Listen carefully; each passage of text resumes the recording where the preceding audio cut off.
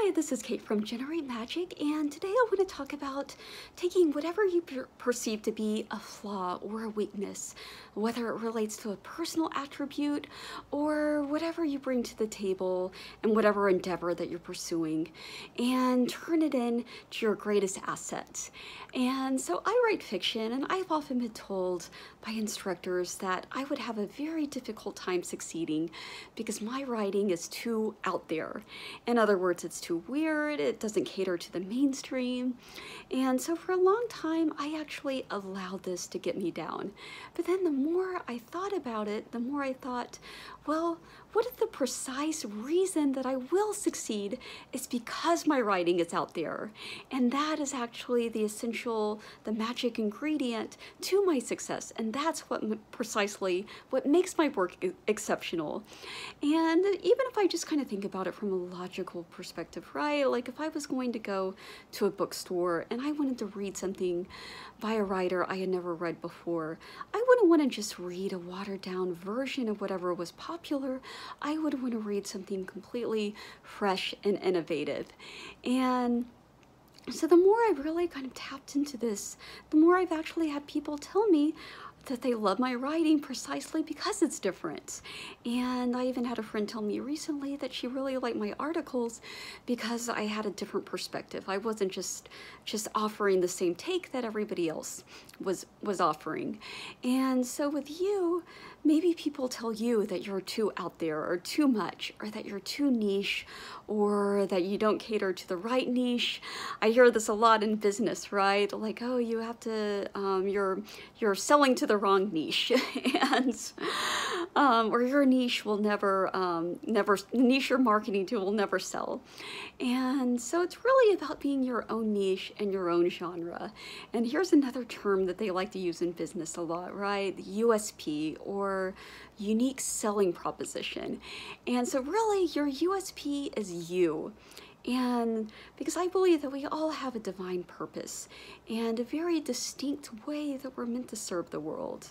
And so the you and the USP, it includes what you perceive to be your strengths, but also what you perceive to be your flaws and your imperfections, or what other people have told you are your flaws and weaknesses. All of this makes up your divine blueprints.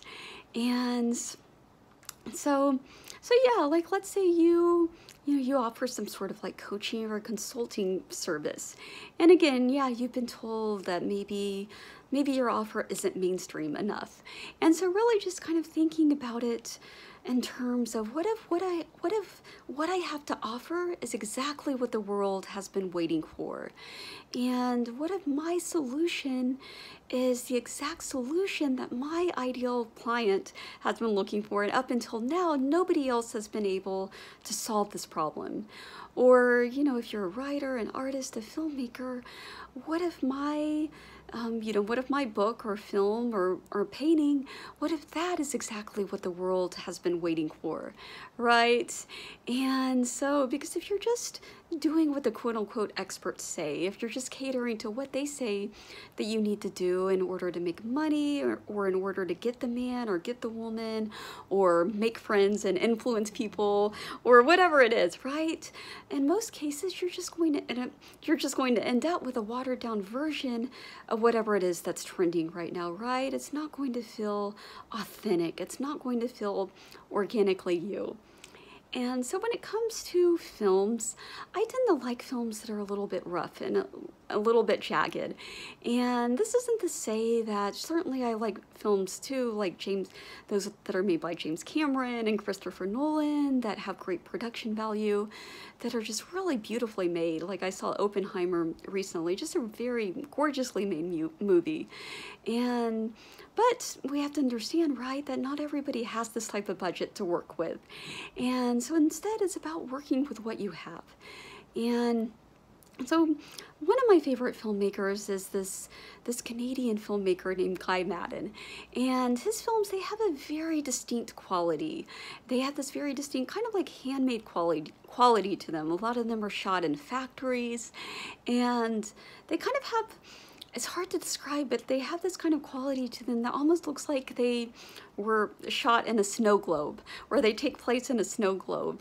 And so I was reading an interview with him recently, and in the interview, it was talking about his preference for degraded film footage. And so I think that is kind of what gives it, maybe there's some kind of like spots on the film, and that's kind of what gives it that sort of that quality that I was thinking of. And so I'm actually going to link to the interview in the description for this video, because it's a really good interview, and he talks a lot about kind of being your own niche or being your own genre and just kind of being in a category all by yourself, right? Because people, you know, people like to be able to define something, right?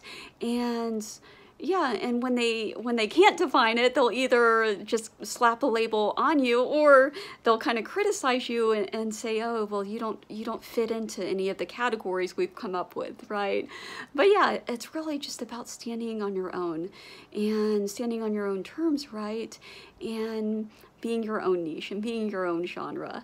And so then when it comes to your personal qualities, things that you perceive as being personal weaknesses. So yeah, so just to make it clear, in the film example, like with Guy Madden, like people, especially like in his earlier films, I imagine he was probably working like on a pretty small budget, but instead of using that to his weakness, he actually used that to his advantage, and his films have a very distinct quality. And a lot of sure, there's definitely some low budget movies out there that are just crap, so definitely low budget on its own doesn't necessarily mean good. But yeah, I mean, there's a lot of like indie and experimental films out there that do just have this very like different look than anything you would see like in the mainstream. And yeah, and then when sometimes these directors do become mainstream, and their films start to look very different. And it's not necessarily, again, about like good or bad or either or. It's just kind of about, yeah, about recognizing, really just kind of like owning what you have, right?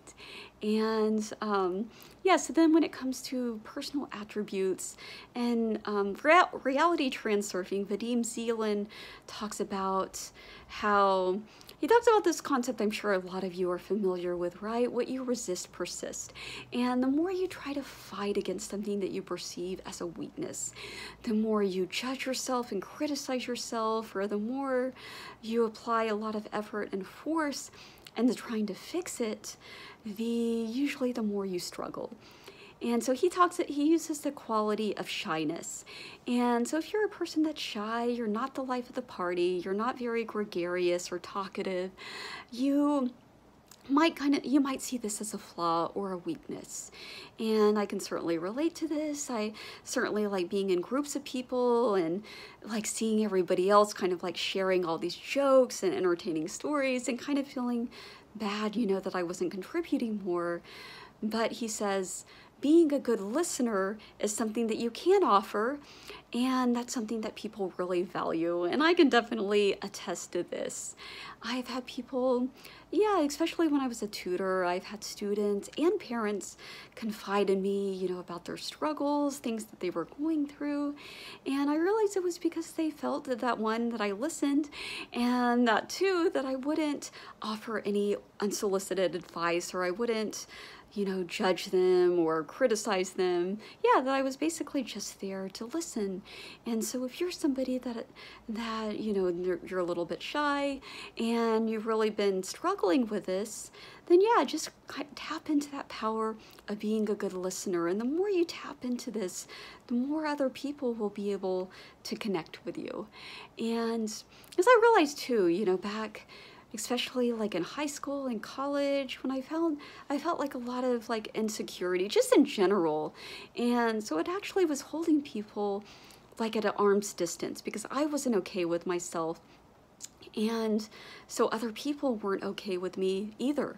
And so, or I was kind of sending off the signal to other people, like, don't come near me. And same I think weight is definitely another big one, right? Like a lot of people, it's not to say don't try to lose weight, right? But if you kind of come at it from the perspective, right, of hating your body and criticizing your body, and I think the more you're going to struggle. And certainly I've seen people that are overweight that kind of fall into both categories, right? So we see people who are overweight, who are very insecure, very like self-hating, and it does tend to drive away other people, right? But then we see other people who you know are overweight, but they they have tons of friends, right? And some seemingly, you know, if it's a woman, you know, they date the most, you know, attractive men, or vice versa, right? And it's because they're confident, and because they're, you know, you can just tell, you know, that they love themselves, right? And so I think that's, you know, that's very, very powerful. So again, I want to emphasize that this isn't saying to settle, right? And this isn't really to encourage complacency, but it's rather just loving yourself for who you are and just owning where you're at and seeing if what you currently have can be used as an asset. And I would say, based, you know, on everything that I've talked about in this video, in most cases, you can almost always spin it into an asset, right? Because you're the operant power here, and you're the one that decides whether or not it's an asset or a detriment or an obstacle. And so in the manifestation community, right, people talk a lot. I've talked about this too, you know, about, oh, you have to, you know, take on a new identity. And for one, I would never use the word have to, you know, with anything really. And certainly there's definitely a lot of power, and like I said, I made videos, right, about kind of like stepping into a new identity. But just because you're stepping into a new identity or a more ideal version of yourself doesn't mean you have to throw out everything, right? And certainly you can, you know, it's your choice. But I feel like if you do, you're actually missing out on a lot of opportunity and a lot of gold. And because there's really a lot of gold in all of it, and even what you perceive to be the flaws. And so finally, I want to end with this quote from Maxwell Maltz of Psychocybernetics. And so he says, you're not inferior, you're not superior, you're simply you. And such a beautiful quote, right? We've all heard the expression, comparison is the thief of joy, right? And it's so true. It's when we start comparing ourselves to others, or, you know, saying, oh, it's so bad, you know, that I have this shyness or whatever, you know, but it's simply because we're comparing ourselves to somebody else, or we're comparing ourselves to this kind of idealized image of what we usually, you know, that has been kind of socially programmed into us, right, of what we think we should be. But the more we own who we are, and the more we use everything to our advantage, the more we're at an advantage, right? The more power we have as alchemists. And again, it's about what this, you know, my whole thing is, right? It's like generating the magic within you, right? And it's already within you. It's not about, like some people kind of mistakenly think, right, that manifestation is just about, you know, creating things out of thin air, but it's not, right? It's about taking what's already there, what's already within you, and really just embracing it all. And when you do so, you'll really start to shine, and you'll bring it forward into everything that you put out into the world. And so with that, thank you so much for watching, and have a wonderful day.